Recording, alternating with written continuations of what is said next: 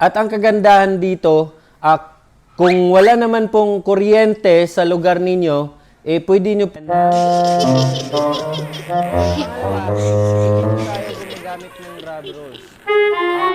Urethane po ang gamit. Ang machine. Ano nga ba ang advantage sa isang makina kapag impeller? Number one po ay durog ng bigas. Kaya malinis po at buo ang bigas dito. Pangatlo is ang machine na ito, meron na po siyang broken rice separator.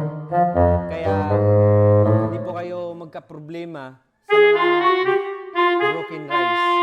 Okay? At isa pang pagdudurog ng bigas dahil ang gamit natin.